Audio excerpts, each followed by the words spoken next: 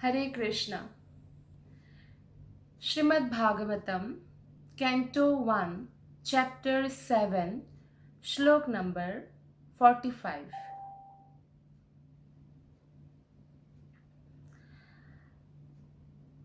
सा एषा भगवान् द्रोणः प्रजारूपेण वर्तते तस्यात्मानोर्ध्वं पन्त्यास्ते नान्वगाद्वीरसुः कृपी। सा एषा भगवान् द्रोणः प्रजारूपेण वर्तते तस्यात्मानोर्ध्वं पन्त्यास्ते नान्वगाद्वीरसुः कृपी। अनुवाद और तात्पर्य शिला प्रभुपाद के द्वारा। शिला प्रभुपाद की जय। अनुवाद। अपने पुत्र द्वारा प्रतिनिधित्व किए जाने के कारण वे द्रोणाचार्य अब भी निश्चित रूप से विद्यमान हैं। उनकी पत्नी कृपि सती नहीं हुई क्योंकि वे पुत्रवती थी। तो वैदिक समय पर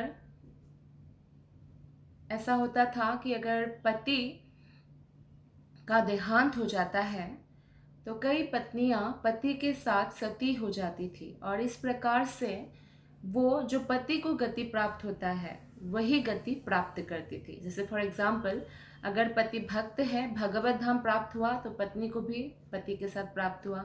अगर पति को स्वर्ग लोक प्राप्त हुआ तो पत्नी को भी प्राप्त हुआ, और अगर पति को नरक लोक प्राप्त हुआ तो पत्नी को भी प्राप्त हुआ।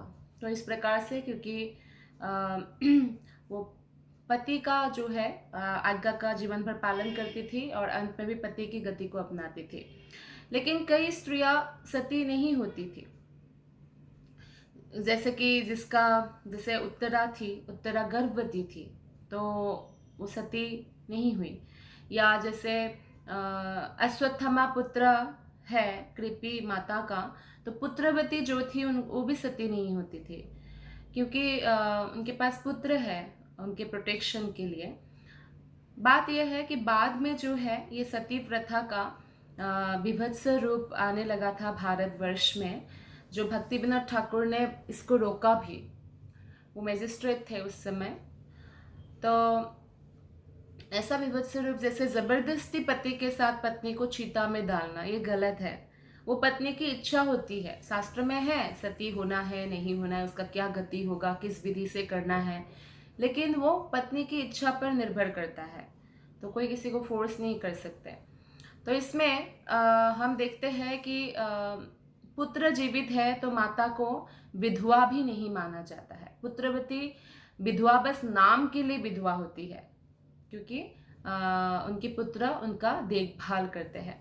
तो द्रोणाचार्य की पत्नी कृपि कृपाचार्य की बहन थी।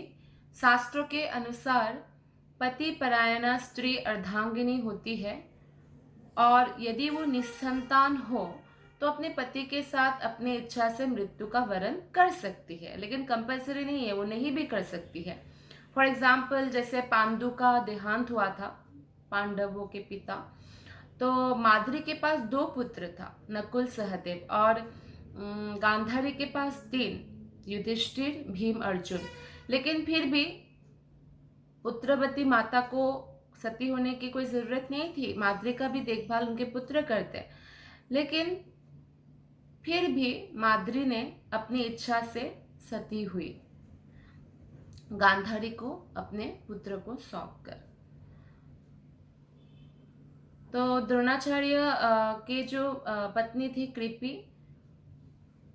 वो अश्वत्थामा एज ए द्रोणाचार्य का प्रतिनिधि उनके पास था, और अश्वत्थामा का वध करने का अर्थ था जैसे द्रोणाचार्य का वध, क्योंकि माता का फिर कोई सहारा नहीं रहता। तो इसलिए अश्वत्थामा का वध ना करने के लिए द्रौपदी का यही तर्क था कि अपने पुत्र के कारण जो है कृपि माता अभी जीवित है, और पुत्र को भी हम मार देंगे, वो पूरी तरह से अकेली हो जाएगी, तो इसलिए अश्वत्थामा का वध नहीं करना चाहिए। आप देखिए द्रौपदी कितना दयालु है, क्योंकि वो भगवान के शुद्ध भक्त है।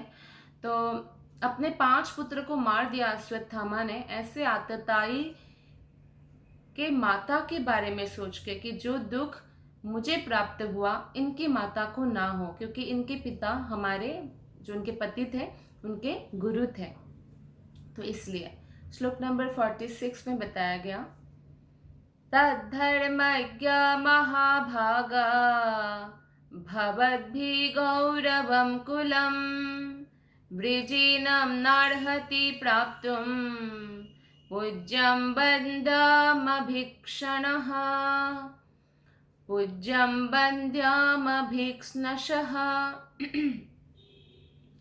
अभिक्नशः का मतलब होता है निरंतर। तो इस श्लोक में बताया गया है कि हे धर्म के ज्ञाता परम भाग्यशाली, यह आपको शोभा नहीं देता कि आप सदा से पूज्य वंदनीय गौरवशाली परिवार के सदस्यों के शोक का कारण बने। तो द्रौपदी नहीं चाहती थी कि उनके पति मार दे अश्वत्थामा को, और इतना गौरवशाली परिवार है, द्रोणाचार्य कोई साधारण व्यक्ति तो है नहीं, तो उनके परिवार का शोक का कारण नहीं बनना चाहिए, क्योंकि द्रोणाचार्य हमेशा पांडवों के लिए, भले वो जीवित है नहीं है, वो पांडवों के लिए हमेशा पूजनीय थे, वंदनीय थे और पूजनीय रहेंगे। तो इसलिए द्रौपदी ने कहा कि ऐसे उनके परिवार के दुखों का कारण हमें नहीं बनना चाहिए। किसी सम्मानित परिवार के प्रति लेश मात्र अपमान दुख उत्पन्न करने वाला होता है। तो सम्मानित परिवार के लिए एक्चुअली अपमान ही दुख है। अपमान ही मृत्यु के समान है। जैसे अश्वत्थामा का अगर अपमान भी कर दें तो वो मृत्यु के समान है ब्राह्मणों के लिए। तो अतः सुसंस्कृत मनुष्य को चाहिए कि ऐसे पूज्य कुल के सदस्यों के प्रति सोच समझकर व्यवहार करे, क्योंकि एकदम से द्रौपदी जो द्रोणाचार्य ने किया उनके पति के लिए, जिसके कारण उनका पति आज धनुर्धर है सबसे अच्छा, तो वो समस्त अच्छाइयों को भी वो देख रही थी। तो ये द्रौपदी की महानता है। श्लोक नंबर 47, मारोदिदस्य जननी गौतमी पति देवता यथाहमृतवत्सार्ता रोदिम्याश्रुमुखी मुहु। आगे द्रौपदी बताते हैं, हे स्वामी, द्रोणाचार्य की पत्नी को मेरे समान मत रुलाओ। मैं अपने पुत्रों की मृत्यु के लिए संतप्त हूँ, कहीं उससे भी मेरे समान निरंतर रोना ना पड़े। तो एक संवेदनशील मनुष्य का ये लक्षण होता है, जो चीज़ वो भुगतते हैं वो दूसरों को वो कष्ट नहीं देना चाहते हैं, क्योंकि उस कष्ट का अनुभव उसको होता है। जैसे छोटा सा एग्जाम्पल, कॉलेज में पहले जैसे रैगिंग बहुत होता था, तो सीनियर क्या करते थे, जूनियर को रैगिंग करते थे, जूनियर भी उसको फेस करता था, तो जूनियर जब सीनियर बनते हैं फिर जूनियर को रैगिंग करते हैं। तो दिस इज़ नॉट एम्पैथी, ये संवेदनशील मनुष्य का कार्य नहीं है। ये लॉजिक देना कि हम भी तो रैगिंग फेस किया तो हमारे फ्यूचर को भी तो करना पड़ेगा, हम भी उनको करेंगे। लेकिन संवेदनशील मनुष्य क्या करेंगे कि हमने इतना कष्ट उठाया तो हम आगे वाले को ऐसा कष्ट नहीं देंगे, है ना। तो इस प्रकार से जैसे द्रौपदी के जो पुत्र थे, वो पुत्र की शोक, मृत्यु का शोक कैसे होता है, द्रौपदी उसे समझ चुकी थी। तो इसलिए द्रौपदी नहीं चाहती है कि, क्योंकि एक माता जब अपने पुत्र खो देती है तो वो निरंतर रोती रहती है, भले ही पूरी दुनिया भूल जाए उस मृत्यु को, एक माता नहीं भूल सकती है कभी भी। जब भी उसको स्मरण आता है अपने संतान की मृत्यु का, वो निरंतर रोती रहती है। तो द्रौपदी इस दुख से भलीभांति अवगत थी, और संवेदनशील होने के कारण और सहानुभूति के कारण उन्होंने नहीं चाहा, भले ही कितना ही जघन्य अपराध किया अश्वत्थामा ने, वो नहीं चाहती थी कि कृपी माता भी इस तरह से रोए।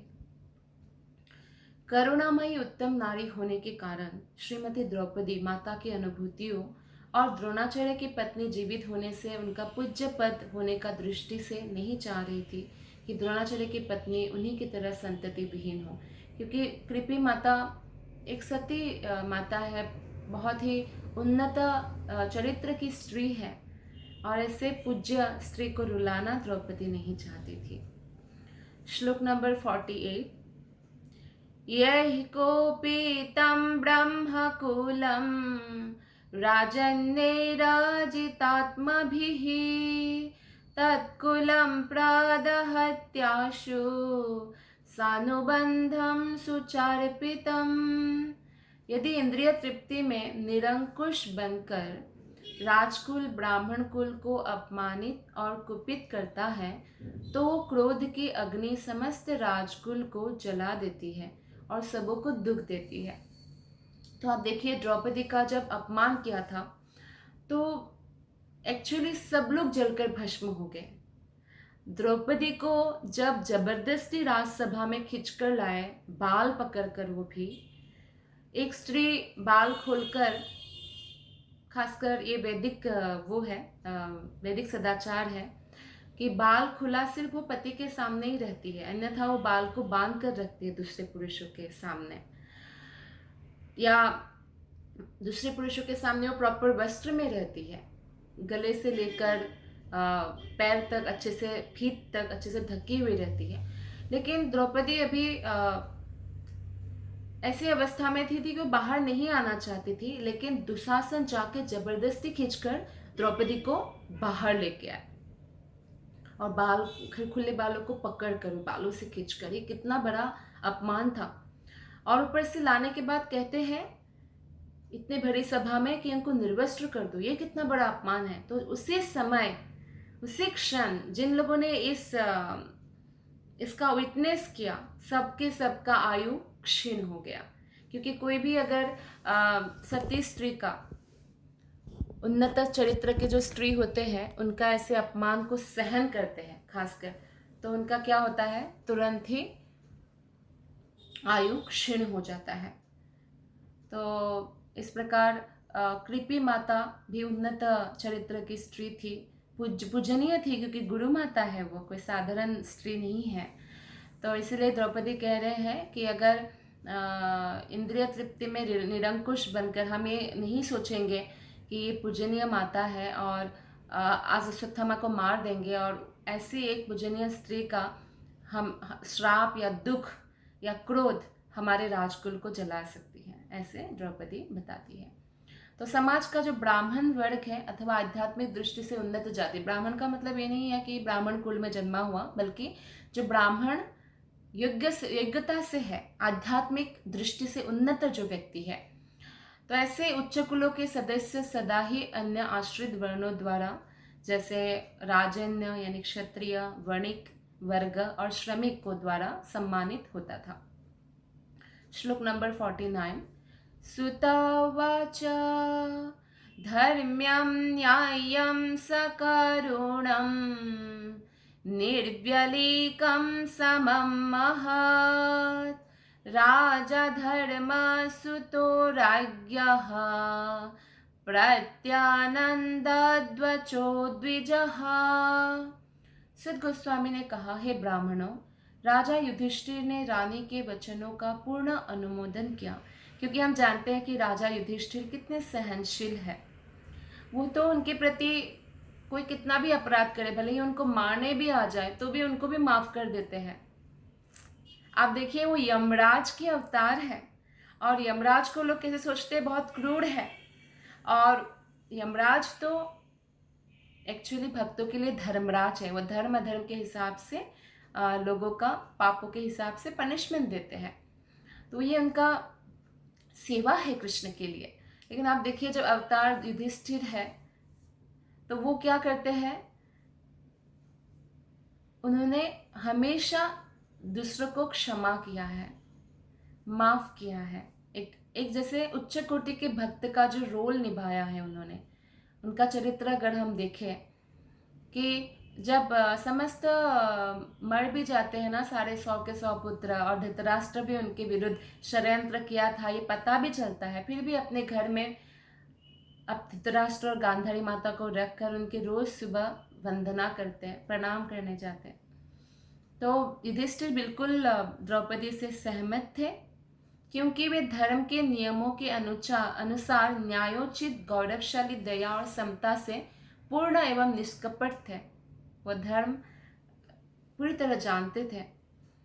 तो महाराज युधिष्ठिर जो धर्मराज या यमराज के पुत्र थे, उन्होंने महारानी द्रौपदी के इन वचनों का अनुमोदन किया कि अर्जुन अश्वत्थामा को मुक्त कर दे। एक्चुअली मंदुका ऋषि जब श्राप देते हैं यमराज को, तो उनको क्षत्रिय, एक ही समय क्षत्रिय होने का, शूद्र होने का भी श्राप देते हैं। तो एक्चुअली धर्मराज स्वयं विदुर के रूप में भी और युधिष्ठिर के रूप में भी मौजूद थे। युधिष्ठिर के रूप में जैसे अब धर्मराज के पुत्र के रूप में यमराज के, और विदुर शूद्र माता के गर्भ से जन्म उनका अवतार के रूप में मौजूद थे। तो उन्होंने महारानी द्रौपदी के इन वचनों का अनुमोदन किया कि अर्जुन अश्वत्थामा को मुक्त कर दे। मनुष्य को चाहिए कि उच्च कुल के सदस्य जो होते हैं, उच्च कुल के जो आध्यात्मिक दृष्टि से परिपूर्ण जो कुल होते हैं, उनके जो सदस्य हैं, उनकी अवमानना को, अपमान को सहन ना करें। तो अर्जुन तथा उसका परिवार द्रोणाचार्य के कुल के प्रति हमेशा कृतज्ञ थे, क्योंकि वो गुरु का कुल था। ऐसे उदार परिवार के प्रति हमेशा उदारता ही दिखानी चाहिए, यही नैतिक दृष्टि से उचित होगा। तो द्रोणाचार्य की अर्धांगिनी के साथ अनुकंपा पूर्वक व्यवहार किया जाना चाहिए था, क्योंकि कृपी माता के पास बस एक ही पुत्र है, अश्वत्थामा। तो ये अनुकंपा है। द्रौपदी के ये वचन बिना किसी कपट के हैं, क्योंकि पूरी तरह जानकर ही कोई कदम उठाना चाहिए।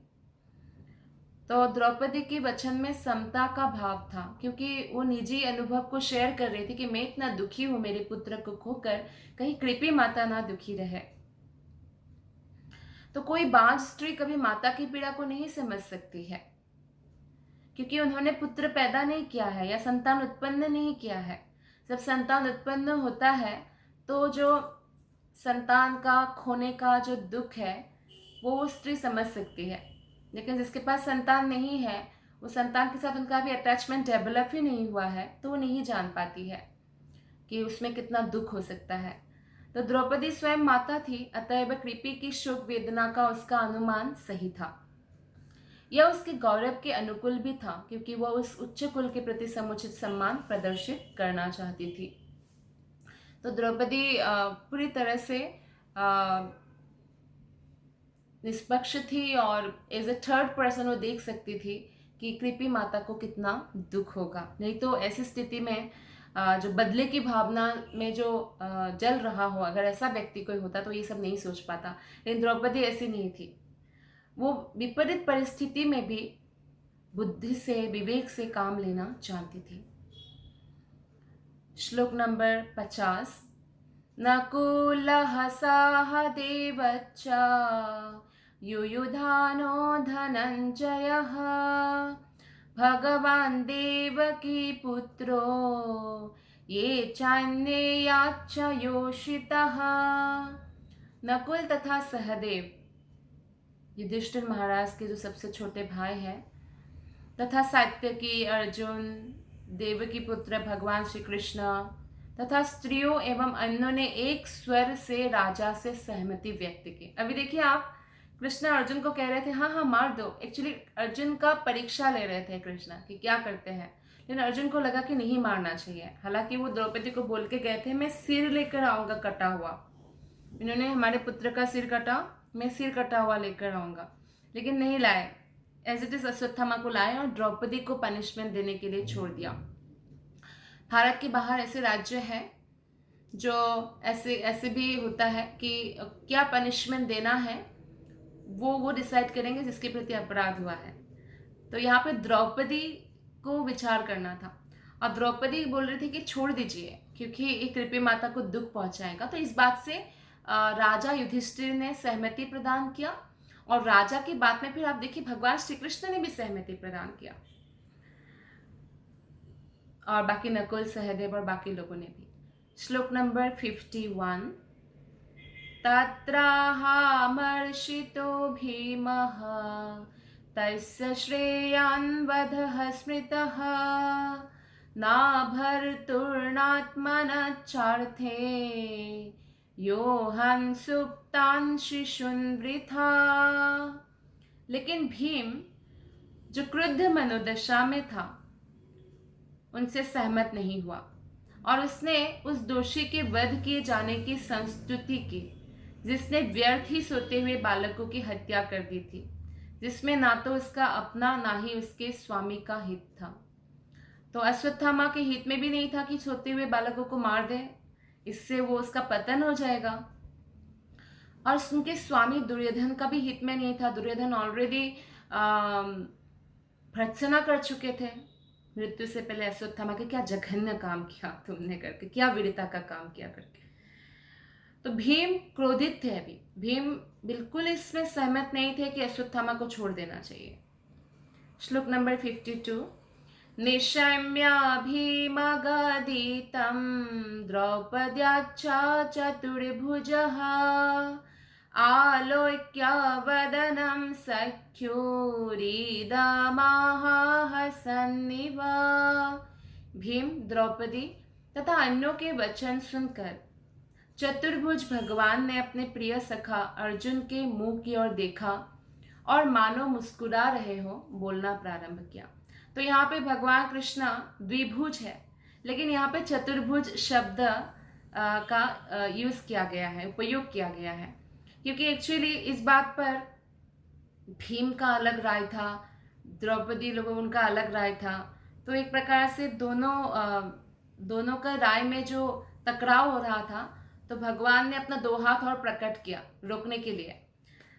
जैसे जब ऐसे कई बार होता है, भगवान श्री कृष्ण कुछ एडिशनल कार्य करने के लिए अपना दो हाथ प्रकट करते, तो इस प्रकार से भगवान चतुर्भुज रूप में इसलिए भी दर्शन देते हैं ताकि जो भगवान का जो भगवत्ता है वो प्रदर्शित करते हैं। और ये देखकर जो है जैसे उनके भक्तगण भी, उनके जब भक्तगण कई बार ये क्योंकि भगवान इतना क्लोज रहते हैं, फ्रेंडली रहते हैं, तो योगमाया द्वारा आवरण में भक्तगण कई बार भूल जाते हैं कि वो भगवान हैं।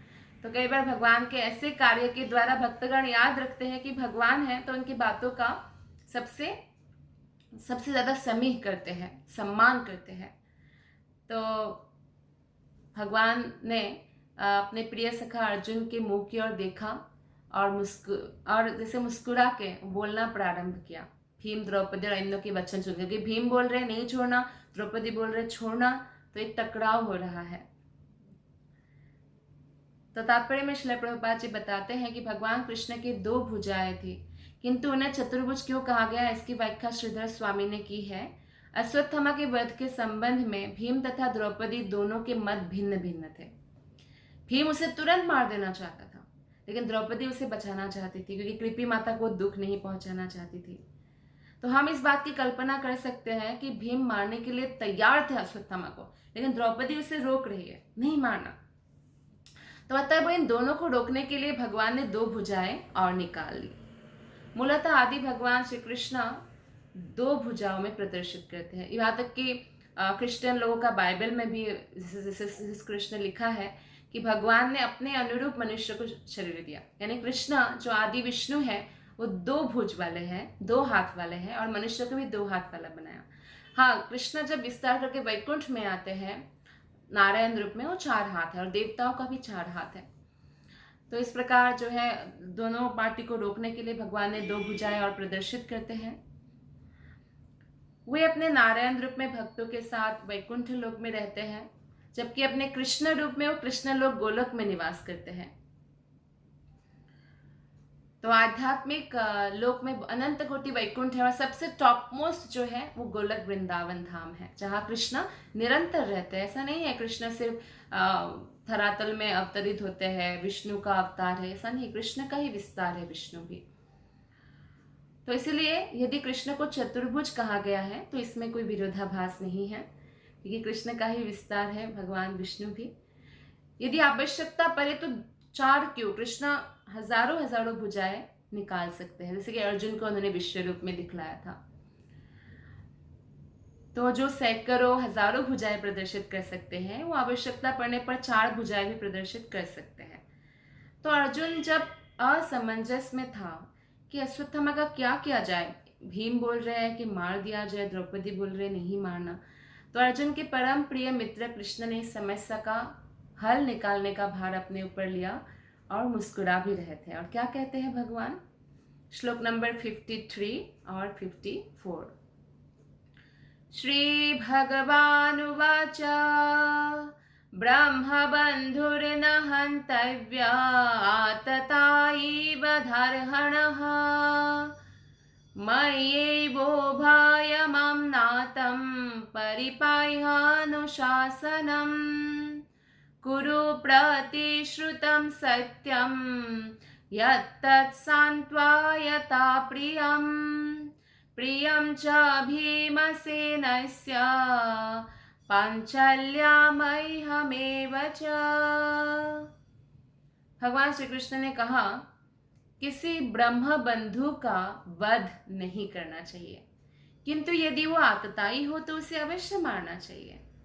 भगवान ने दोनों तरह से फिर से बात को रखा कि ब्रह्म बंधु मतलब जो ब्राह्मण का पुत्र भी है उनका भी वध नहीं करना चाहिए, लेकिन वो आतताई इतना जघन्य कार्य किया है तो उसका दंडनीय तो है।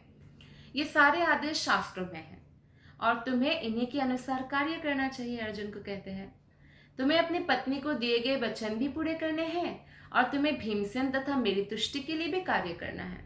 तो भीम का भी पक्ष कृष्ण ले रहे हैं कि इसको तुरंत मार देना चाहिए और मारना भी नहीं चाहिए, मतलब ये दोनों ही करना है शास्त्रों के अनुसार।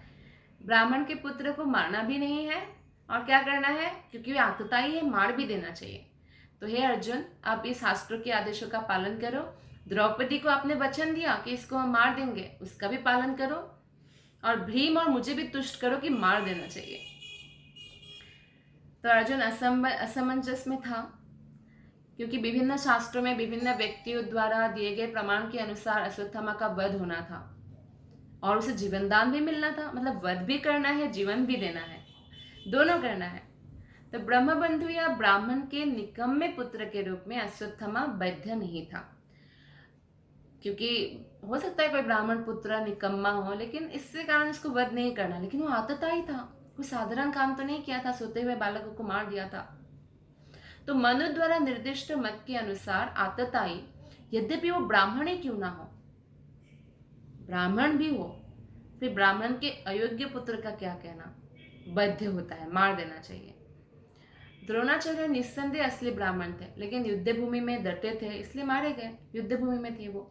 पर अश्वत्थामा आतताई होकर भी बिना किसी अस्त्र के खड़ा था सामने, और जो आतताई अस्त्र विहीन हो, रथ विहीन हो, उसका वध नहीं करना चाहिए। तो इसलिए अर्जुन को बहुत उलझन हो रही थी, कंफ्यूजन हो रहा था। इनके अतिरिक्त अर्जुन को अपने इस वचन का भी पालन करना था जो वो द्रौपदी को सांत्वना देने के लिए बोल के गए कि मैं उसको मार दूंगा, और इस प्रकार उसके भीम और कृष्ण को भी संतुष्ट करना था, क्योंकि भीम चाहते मार दे। यह दुविधा थी अर्जुन के सामने, तो कृष्ण ने समाधान निकाला। श्लोक नंबर 55।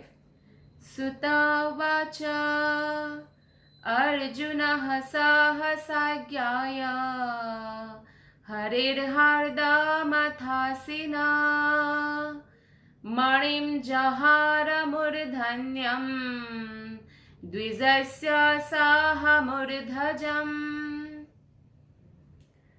तो उसी समय अर्जुन भगवान कृष्ण के अनेकाधिक आज्ञा का प्रयोजन समझ गया कि कृष्ण बोल रहे हैं मार भी दो और मत भी मारो, जीवन दान भी दो और मारो भी। तो उसने क्या किया, अपने तलवार निकाला और अश्वत्थामा के सिर से, जो है सिर में एक मणि था जिससे वो बहुत सुंदर दिखता था, तो सिर से वो मणि को निकाल दिया तलवार से, और उसका जो बाल है पूरा मुंडवा दिया। तो विभिन्न व्यक्तियों के परस्पर विरोधी आदेशों का पालन करना असंभव होता है, लेकिन अर्जुन तीक्ष्ण बुद्धि के हैं, तो इसलिए मध्यम मार्ग खोज निकाला और अश्वत्थामा के सिर से बाल गायब कर दिया और मणि भी गायब कर दिया। तो ये उसके सिर काटने जैसा ही था। फिर भी व्यावहारिक रूप से उनका जान बच गई, लेकिन ये बहुत बड़ा अपमान था, और ब्राह्मणों के लिए अपमान मृत्यु के समान होता है। तो ये सही था, मृत्यु भी हुआ एक प्रकार से और जीवन दान भी मिला। तो यहाँ पर अश्वत्थामा को द्विज कहा गया है। निस्संदेह वो द्विज था। द्विज का मतलब जिसका 2 बार जन्म होता है। एक बार माता के गर्भ से वो एक बार जन्म हुआ, दूसरी बार जब वो दीक्षा प्राप्त करते हैं गुरु से, तो उनको द्विज बोलते हैं। लेकिन वो अपने पद से गिर चुका था, तो उसको उचित दंड भी मिला और जीवन दान भी मिला। श्लोक नंबर 56। विमुच्य रशनाबद्धं बालहत्याहतप्रभं तेजसा माणिना हीनं शिबिरान्निरयापयत्। बाल हत्या के कारण वह अश्वत्थामा पहले ही अपनी शारीरिक कांति खो चुका था, क्योंकि जो भी जघन्य अपराध करते हैं वो शारीरिक कांति खो चुके होते हैं, क्योंकि वो बहुत बड़ा पाप करते हैं। और अब क्या हुआ, अब अर्जुन ने उनका मणि भी निकाल दिया, तो वो शक्ति से हीन हो गए और इस प्रकार उसकी रस्सियां खोल दिया गया और शिविर से बाहर भगा दिया गया। तो इस प्रकार भगवान कृष्ण तथा अर्जुन के बुद्धि के कारण अपमानित अश्वत्थामा एक ही साथ मारा भी गया और नहीं भी मारा गया। श्लोक नंबर 57। वपनं द्रविणादानं स्थानान्निर्यापणं तथा एष हि ब्रह्मबन्धूनां वधो नान्योस्ति दैहिकः। उसके सिर के बाल मूढ़ना, उसे संपदाहीन करना, क्योंकि मणि उसका संपत्ति था, उसको संपदाहीन कर दिया और उसे घर से भगा देना, ये है ब्रह्म बंधु के लिए निश्चित दंड। जो ब्राह्मण पुत्र है पर अयोग्य ब्राह्मण है, उसके लिए निश्चित दंड होता है। एक्चुअली शास्त्र में शारीरिक वध करने का कोई विधान नहीं है, क्योंकि अगर हम ब्राह्मणों का कोई भी व्यक्ति ब्रह्म हत्या करते हैं तो उसका भयंकर परिणाम उसको भुगतना पड़ता है। जैसे इंद्र है, तो इंद्र ने दधीची से असुर को मारने के लिए क्या किया, दधीची मुनि से प्रार्थना किया, क्योंकि दधीची मुनि की हड्डी से बना हुआ वज्र से ही वो असुर मर सकता है। तो हालांकि ये एक कल्याण कार्य था और दधीची ने शरीर भी छोड़ दिया, लेकिन फिर भी क्योंकि इंद्र की वजह से दधीची ने अपना शरीर छोड़ा, इंद्र को ब्रह्म हत्या पीछे लग गए। अच्छा, वित्रासुर है, असुर थे, लेकिन वो कृष्ण भक्त असुर थे, और जो कृष्ण भक्त है वो ब्राह्मण पद में स्थित होते हैं। ब्रह्म जानाति इति ब्राह्मण, तो ब्राह्मण वो होते हैं जो ब्रह्म को जानते हैं, जो कृष्ण को जानते हैं। तो वित्रासुर इतने अच्छे भक्त थे, हालांकि वो असुर कुल के असुर कुल के थे, फिर भी वित्रासुर को मारने पर भी ब्रह्म हत्या का पाप लगा था इंद्र पर। तो एक्चुअली ब्राह्मण को शारीरिक वध करने का कोई विधान नहीं है। श्लोक नंबर 58, ये इस अध्याय का अंतिम श्लोक है। पुत्रा शोकातुरः सर्वे पांडवाः सह कृष्णया स्वानामृतानां यत्कृत्यं चक्रुर्निर्हरणादिकम्। तत्पश्चात शोकाभिभूत पांडुपुत्रों तथा द्रौपदी ने अपने स्वजनों के मृत शरीरों को शवों का समुचित दाह संस्कार किया, जो 5 पुत्र को अश्वत्थामा ने मार दिया था। तो इस प्रकार श्रीमद् भागवत के प्रथम स्कंध के अंतर्गत द्रोण के पुत्र को दंड नामक 7वें अध्याय के भक्ति वेदांत तात्पर्य पूर्ण हुआ। धन्यवाद। हरे कृष्ण।